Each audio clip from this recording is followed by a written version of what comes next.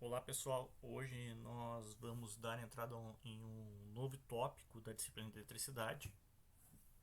Este novo assunto é um assunto relativamente rápido de nós estudarmos, que são os capacitores, tá?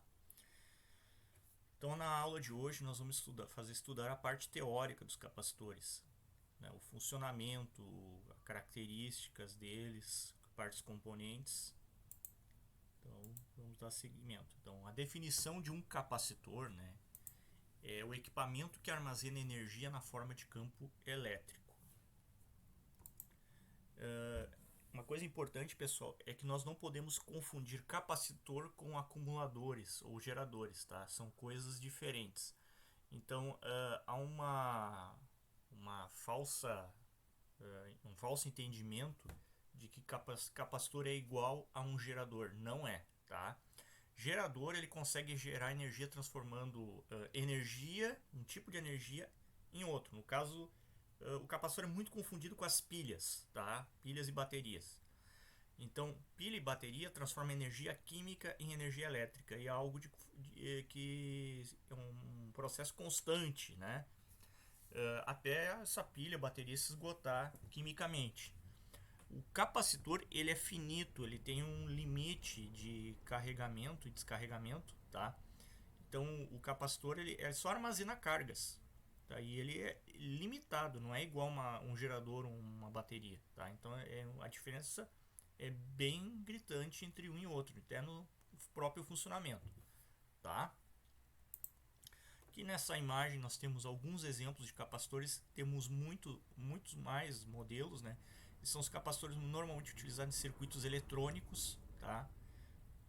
Então temos vários variados tipos aqui e mais variadas funções, tá? Então cada um deles com suas características. A composição do capacitor, tá? A composição básica dele basta-se ter duas placas condutoras paralelas separadas por um material isolante. Apenas isso já forma um capacitor, tá? Muito simples. As placas também podem ser chamadas de armaduras, tá? Eventualmente, em literaturas mais antigas, vocês encontrarão o termo armaduras dos capacitores, a armadura do capacitor, são as placas, tá? Do capacitor. O isolante do capacitor ele é conhecido como dielétrico, tá? Então, entre as placas vai se ter um material isolante, que o nome desse material isolante é conhecido como dielétrico. Aqui temos uma imagem, tá, mostrando mais ou menos como é que seria o esquema básico do mais simples dos capacitores, tá? Então temos aqui na parte de cima e de baixo duas placas de material condutor, que nós dizemos que são as placas, né, ou armaduras dele. E aqui na parte que está em azul, no meio, separando as duas placas, é um material isolante, tá? Ele não pode ser condutor. Eventualmente vocês vão encontrar capacitores com dielétrico de alumínio, mas vejam bem, o dielétrico é alumínio, porém há uma camada de óxido de alumínio nas duas faces da placa, desta placa, dessa face, desse material, tá? E o óxido de alumínio é extremamente isolante, tá? Então vejam que o capacitor é muito simples, né? Então temos também aqui os terminais onde estão ligados as placas, onde são conectados os capacitores no circuito elétrico, tá? Então é um equipamento muito simples mesmo, tá? Aqui vou mostrar para vocês alguns dos símbolos utilizados para capacitores, tanto circuitos elétricos quanto circuitos eletrônicos, tá? Então esse primeiro aqui é um símbolo genérico de capacitor, que a gente diz que é um capacitor não polarizado, porque não está mostrando sinal de polarização, tá? Aqui temos um outro modelo, um outro símbolo que a gente chama de capacitor polarizado. Esse símbolo era muito utilizado, está caindo em desuso, tá? Então normalmente a placa positiva é essa placa reta e a placa curva é representada como curva é o negativo, tá? aqui também temos outro capacitor, outro símbolo, né, que é igual ao primeiro, só que com o sinal de mais à esquerda, aqui no caso, que indica a placa que é positiva. O que diferencia um capacitor polarizado de um não polarizado? O não polarizado nós podemos ligar de qualquer modo. Então, tanto faz a placa que nós ligamos no positivo e no negativo da fonte. O polarizado ele deve ser ligado a placa positiva na parte positiva da fonte, a placa negativa na parte negativa, sob o risco de danificar o capacitor ou até mesmo causar algum acidente, tá? O capacitor ele é um componente que, principalmente os eletrolíticos e de tântalo, eles têm polaridade, e se nós invertermos eles, tá? Vai ocorrer uma geração muito grande de gás dentro na parte interna dele e ele vai estourar, tá? Ele estoura por pressão interna dele, tá? Isso aqui mais à frente nós vamos retomar esse assunto com vocês. Aqui temos um exemplo de capacitor variável, tá? Então vejam que é o mesmo que o símbolo do capacitor, porém com uma seta indicando que ele é variável, tá? Era muito utilizado em aparelhos de rádio antigos, tá? E este último aqui é o trimmer, também é um capacitor variável com uma diferença do primeiro. A diferença desse aqui é que esse aqui ele é ajustável, na realidade a gente diz que é variável, mas ele é ajustável e é de acesso apenas de técnicos. Então esse aqui era muito utilizado também em rádios antigos para fazer ajustes de etapas de sintonia de um rádio, de um televisor, tá? E ele recebe esse símbolo dessa maneira porque o acesso a ele é através de chave de fenda. Nós fazemos o ajuste e ele fica ali em definitivo. Não é para ajuste de leigos, né? Então o primeiro aqui a gente pode ajustar da parte externa do equipamento, o segundo apenas na parte interna. Por isso que a diferença de simbologia entre eles, tá? O que é a capacitância? A grandeza capacitância é a grandeza física que mede a capacidade de armazenamento de cargas elétricas na forma de campo elétrico. Então, o símbolo de capacitância é a letra C maiúsculo e a unidade de medida no sistema internacional é o Farad, tá? Em homenagem ao físico Michael Faraday.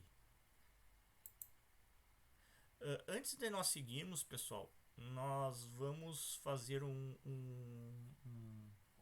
dar uma olhada num simulador que nós temos na internet, tá?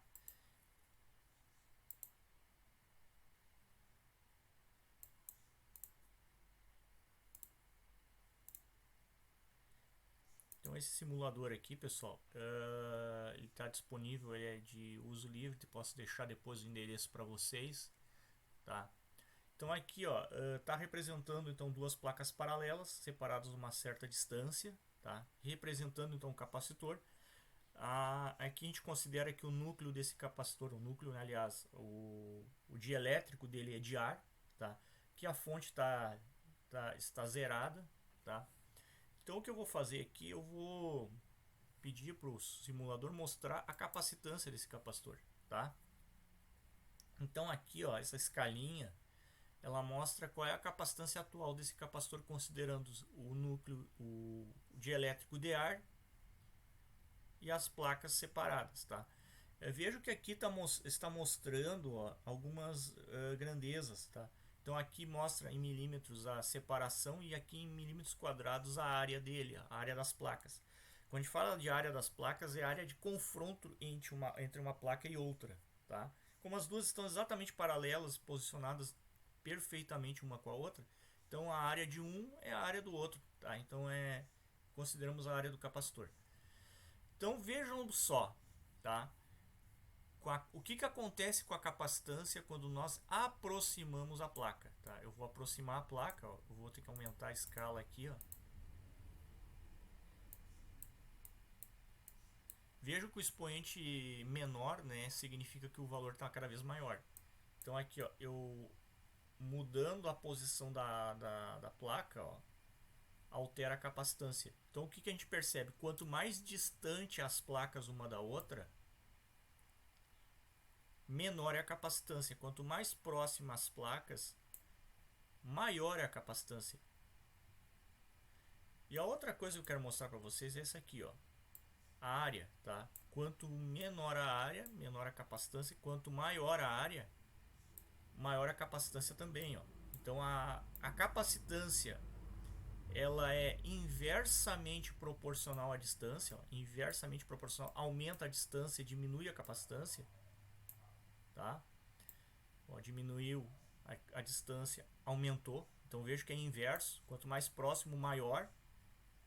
E a área, ó, é diretamente proporcional. Quanto maior o capacitor, maior a área dele, maior a capacitância. O que significa essa capacitância?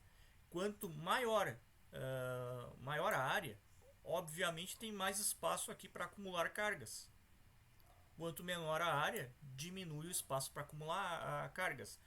É muito parecido com o conceito de uma caixa d'água, do volume de uma caixa d'água. Quanto maior a área da caixa d'água, maior é o volume que ela consegue acumular de água, né? Quanto menor a área, menor é o volume também, tá? Então aqui está relacionado com o volume, tá? Vou fazer um outro experimento aqui que dá para fazer com esse simulador, tá? Eu vou energizar essas placas, tá? Eu quero energizar elas. Vejam só, começaram a surgir cargas elétricas, tá? E vou mostrar o campo elétrico aqui, ó. Vejo que tem um campo elétrico entre as placas, né? Vejam que quanto mais próximas as placas ficam uma da outra, maior se torna o campo elétrico. Por quê? Porque assim, ó, se vocês olharem, lembrarem lá da lei de Coulomb, tá? Quanto mais próxima uma carga fica uma da outra, maior é a força de interação entre elas. O que acontece aqui, pessoal? Por que ficou positivo aqui e ficou negativo aqui embaixo? A fonte de energia aqui na parte de cima, ó, ela está positiva, tá?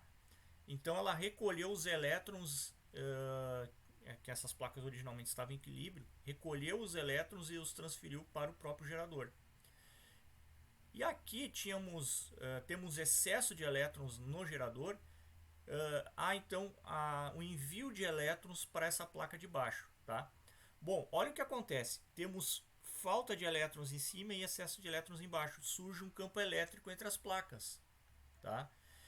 E se a gente começar a aproximar as placas, ó, o campo elétrico fica cada vez maior. Então fica mais intenso o campo elétrico aqui.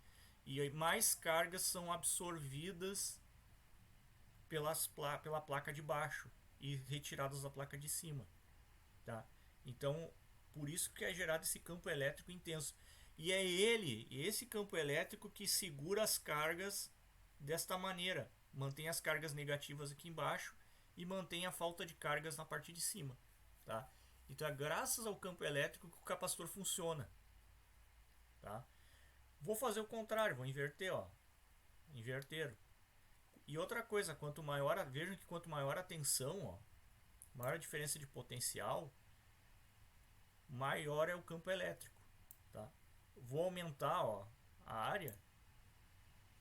Cada linha de força aqui, ó, está representando uma carguinha a mais, tá? Olhem só quantas cargas tem agora com o aumento da área.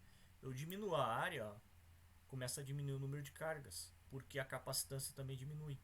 Então a capacitância está relacionada com o volume de cargas que o capacitor suporta, tá? Depois a gente vai voltar aqui para esse simulador para mostrar a questão do dielétrico. O que acontece com esse tal do dielétrico aí, tá bom? Então vamos voltar para o PowerPoint.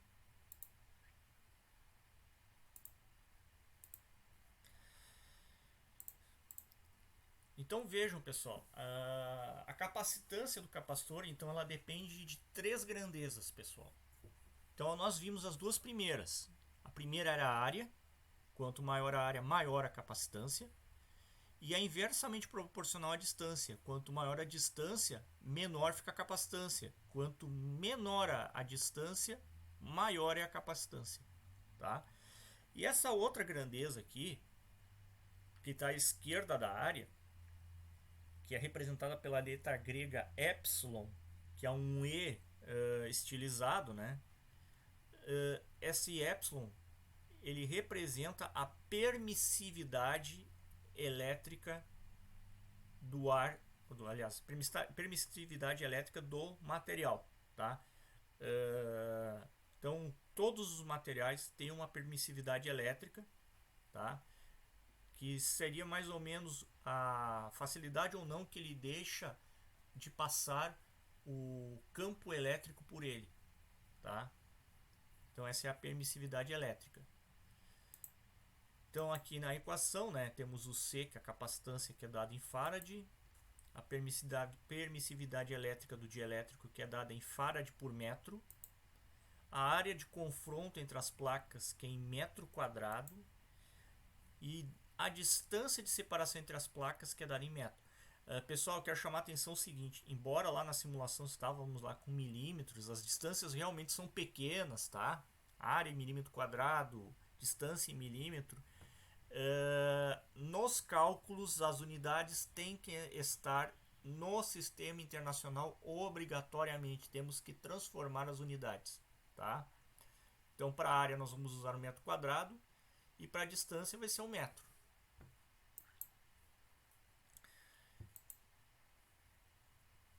Então, temos também a questão das constantes dielétricas dos materiais, tá? Elas fazem uma correlação entre a permissividade dos materiais com a do ar e do vácuo. Por que é do ar e do vácuo? Porque ela é uma grandeza universal, pessoal.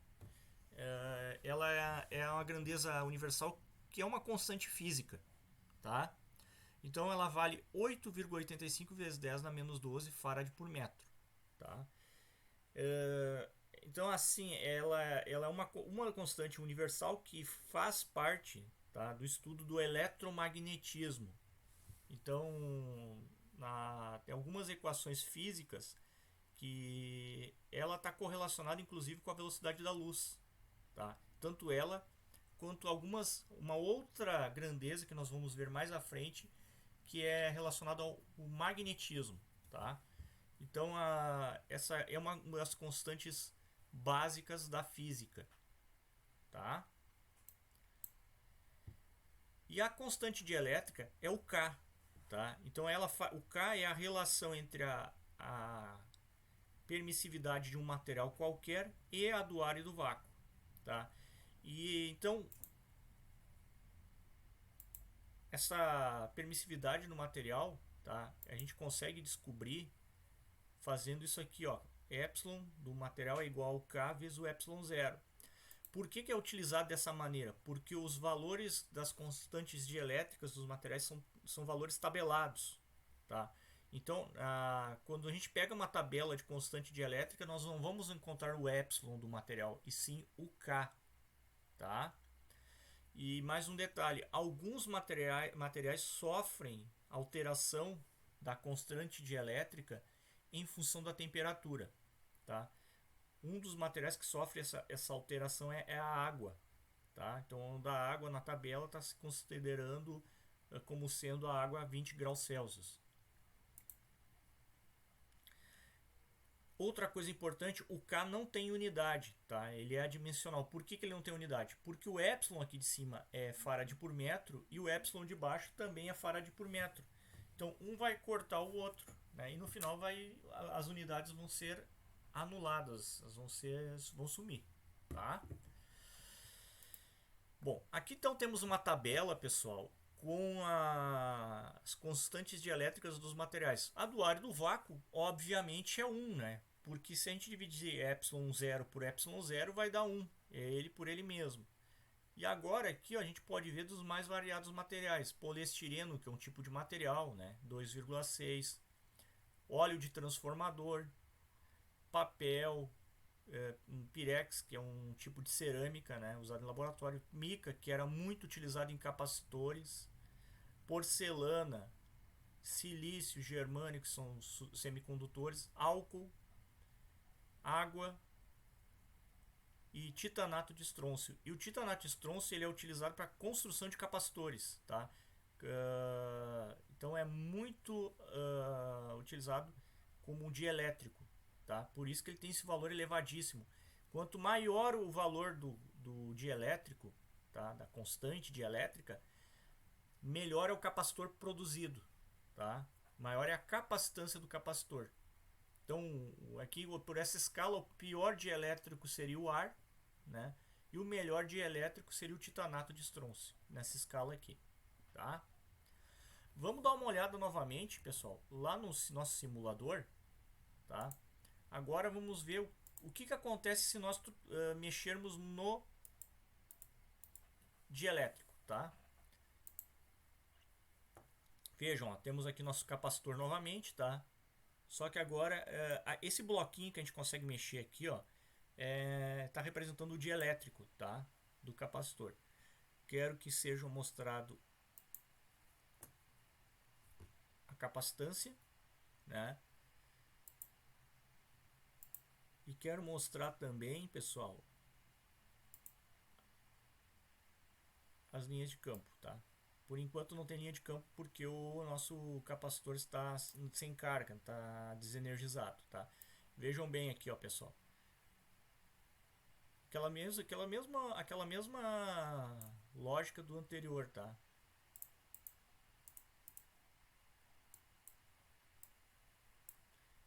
Então vou ter que mudar aqui, tá?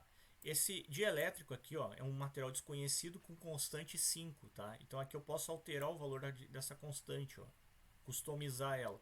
Se eu deixar 1, ó, é a mesma que do ar do vácuo, não muda nada, né?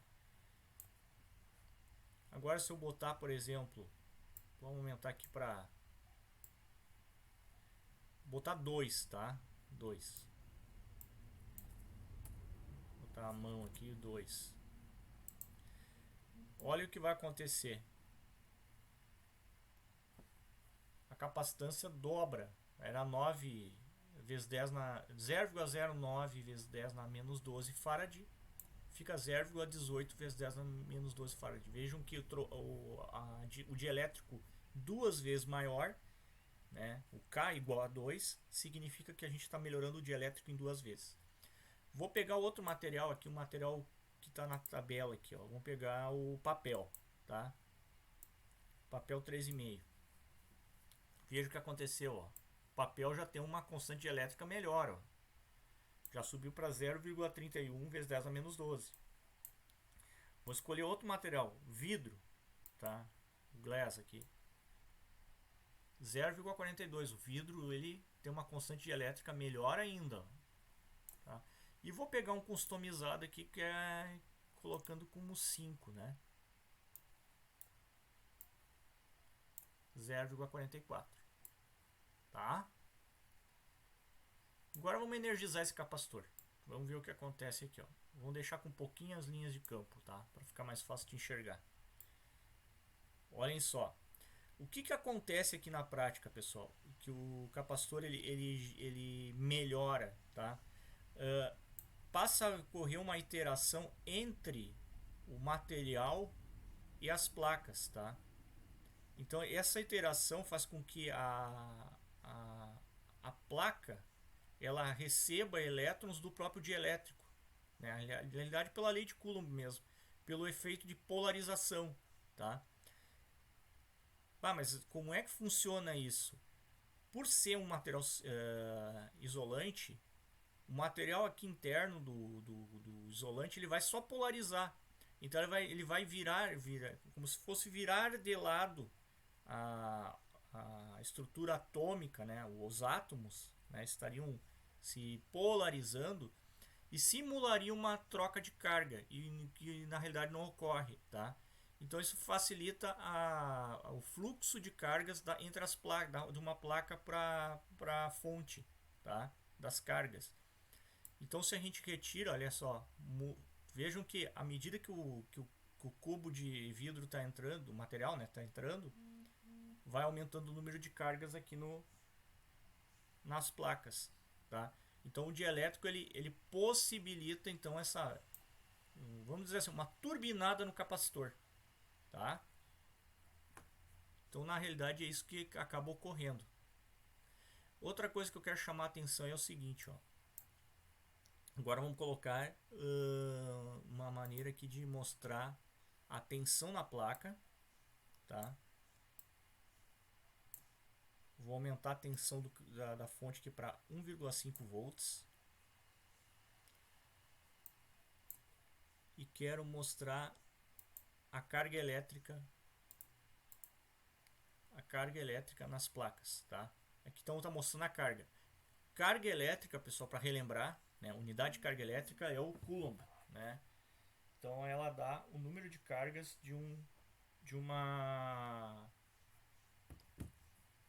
o número de cargas, a quantidade de carga de um material, né? Ou de um corpo. Então a carga elétrica que tiver na placa de cima é a mesma carga elétrica que tem na parte baixa, ou seja, o que tiver faltando de elétrons em cima está sobrando embaixo. Tá? A lógica é esta. Olha o que acontece na hora que a gente coloca o dielétrico. Aumenta a capacitância, aumenta a quantidade de cargas que o nosso capacitor suporta. Ó. Então ó, dá literalmente uma turbinada, é como se a gente estivesse aumentando o volume da nossa caixa d'água. Tá? A outra coisa que eu quero mostrar ó, é que se nós desconectarmos a fonte, tá? Só vou ter que ver onde é que eu vou fazer a desconexão da fonte aqui. Aqui em cima, tá? Desconectei a fonte, tá? Vejam que o capacitor manteve a carga, tá? Então ele tem esse efeito de armazenamento de cargas, ó. Ele manteve a carga, tá? Então, e vai ficar assim indefinidamente, tá? Teoricamente, ele manteria essa carga por um tempo infinito, tá? Mas não é bem assim que funciona isto, tá? Vou fazer outra coisa, ó. Vejam que na hora que eu retirei o dielétrico, ó, esse excesso de cargas aqui, ele aumentou muito o campo elétrico aqui internamente, né? E representou um aumento de tensão. Isso não significa, pessoal, que houve um aumento de cargas, tá? As cargas continuam a mesma. É que o campo elétrico aumentou muito para esse número de cargas com esse dielétrico aqui. Para aumentar o campo elétrico, a tensão eleva, tá? Então, para manter o equilíbrio do número de cargas, foi obrigado a aumentar a tensão, tá? Se eu botar um outro dielétrico aqui, ó, vejam que está maior que os 1,5 volts, né? Então é como se esse capacitor tivesse saturado, tá? Então vejo que a tensão também está a tensão e a carga estão correlacionadas também com a capacitância, né? A capacitância dá a quantidade de cargas e a tensão está correlacionada com o campo elétrico também, tá? Então tá aqui a nossa primeira parte aqui, que a gente viu dos capacitores. Então vamos dar seguimento lá na nossa apresentação, tá? Então pessoal, a carga acumulada no capacitor, tá? Ela é calculada usando essa equação. É o produto então da tensão pela capacitância, tá? Então onde aqui é a carga elétrica acumulada no capacitor em Coulomb, U é a tensão entre as placas do capacitor em volt e C é a capacitância em farad, tá? Vejam bem, ó, quando nós fazemos a alteração, que nem naquele simulador eu fiz a alteração da capacitância, né, com o capacitor, claro, desconectado já da fonte, para compensar, para manter a carga constante, porque não tem como alterar a carga, porque não tem por onde sair a carga, né? Se a gente aumenta a capacitância, diminui a tensão. Se a gente diminuir a capacitância, a tensão tem que aumentar. Por isso que quando eu removi o dielétrico, né, deixei o dielétrico de ar, eu diminuiu a capacitância, a tensão aumentou, né? E assim aumentou a intensidade do campo elétrico também, tá? Então agora nós vamos fazer alguns exemplos de exercício utilizando esses conceitos dos capacitores, tá? Então um capacitor de placas plano paralelas tem dielétrico de ar de 10 milímetros quadrados e distância entre as placas de 5 milímetros. Determine sua capacitância. Primeira coisa, pessoal, nós temos que coletar os dados do problema, tá? Então foi dito que o capacitor é de ar, então automaticamente o epsilon do capacitor é o epsilon zero, tá? Que é 8,85 vezes 10 na menos 12 farad por metro. A área do capacitor, 120 milímetros quadrados. Temos que passar para metro quadrado, e aqui muito cuidado nessa hora, né? Então, milímetro quadrado para metro quadrado, a conversão direta é 10 na menos 6, tá? Talvez alguns vão se perguntar por que 10 na menos 6. 10 na menos 6 é porque é uma unidade de área e não uma unidade de comprimento. Se fosse 1 milímetro, com unidade de comprimento seria 10 na menos 3. Como é milímetro quadrado, temos que lembrar que é milímetro vezes milímetro, para dar metro vezes metro. Então, é 10 na menos 3 vezes 10 na menos 3, então fica 10 na menos 6. Com a distância entre as placas, né, que é de 5 milímetros, que vale, então, 5 vezes 10 na menos 3 metros. Então, temos aqui nossos dados com as unidades convertidas. Agora nós fazemos o cálculo então da nossa capacitância, utilizando a nossa equação, né? C igual a epsilon vezes A dividido por D. Então 8,85 vezes 10 na menos 12 vezes 120 vezes 10 na menos 6 dividido por 5 vezes 10 na menos 3. Isso nos dá uma capacitância de 21,24 vezes 10 na menos 12. Poderíamos deixar a resposta assim, tá? Mas comercialmente os capacitores são vendidos em micro, nano e picofarad, tá? Então já, como 10 na menos 12 é pico, já vou fazer a substituição direta, tá? Então 21,24 picofarad. Para que vocês tenham uma ideia de como fazer essa conversão, vocês podem utilizar na calculadora científica de vocês a função ENG, tá?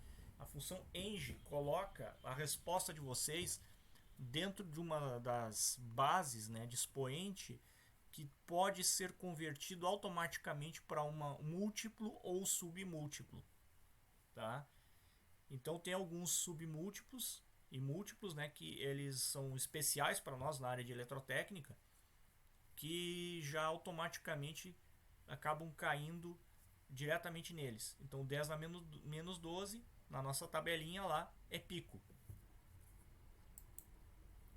Exemplo 2, um capacitor com dielétrico de porcelana tem área de placas de 15 milímetros quadrados e distância entre as placas de 1,25 centímetros.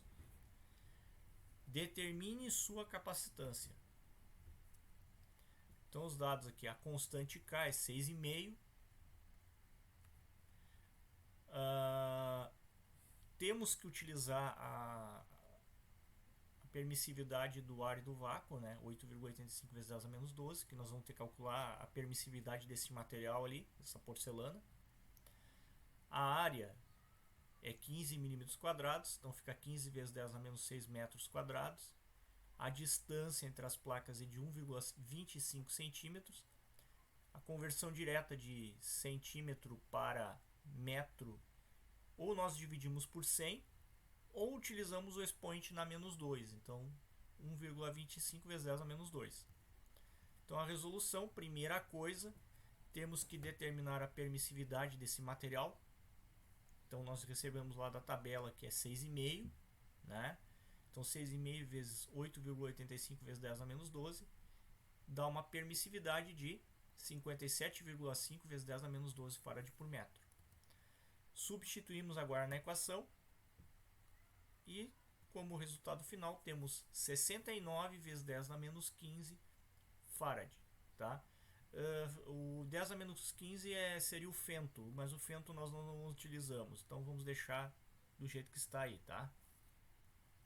Outra resposta aceita seria 6,9 vezes 10 a menos 14. Também estaria aceita a resposta, tá bom, pessoal? Questão 3. A que distância devem ficar as placas de um capacitor de dielétrico de ar para que sua capacitância seja de 120 picofarad? A área das placas é de 450 milímetros quadrados. Então, os dados que nós temos, tá, que é um capacitor de ar. Então, está aqui a permissividade, né? Capacitância, 120 picofarad, que é 120 vezes 10 a menos 12. A área, que é 450 milímetros quadrados, que é 450 vezes 10 a menos 6 metros quadrados.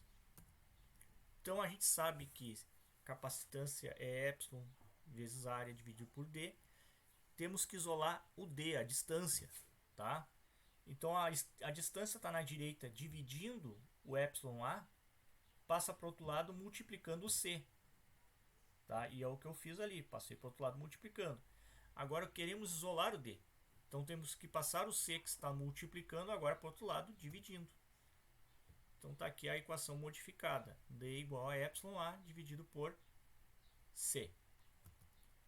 Substituímos os valores então. E obtemos então uma distância de 33,2 vezes 10 a menos 6 metros, que é o equivalente a 33,2 micrometros. Veja que é uma distância muito pequena. Exemplo 4. Determine a carga acumulada num capacitor eletrolítico de 470 microfarad quando a tensão nos seus terminais é de 24 volts. Então os dados que nós temos é a capacitância, 470 microfarad, que dá 470 vezes 10 a menos 6, e a tensão, que é 24 volts. Queremos calcular a carga.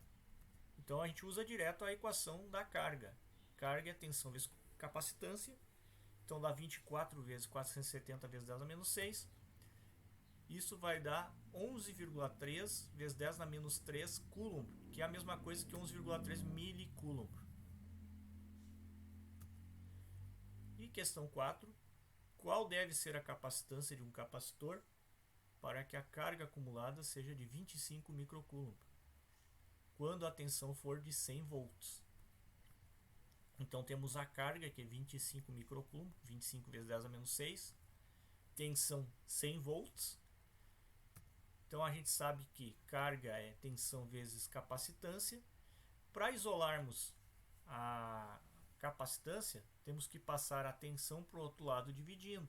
Então C vai ficar igual a U, Q dividido por U. Então 25 vezes 10 a menos 6 dividido por 100 vai nos dar 250 vezes 10 na menos 9 farad, que é o equivalente a 250 nanofarad. Tá, pessoal? Então encerramos aqui o assunto, essa primeira parte do assunto, né? E estou deixando para vocês uma lista de exercícios para que vocês resolvam ela, tá bom? Então, obrigado pela atenção, pessoal, e até a próxima aula.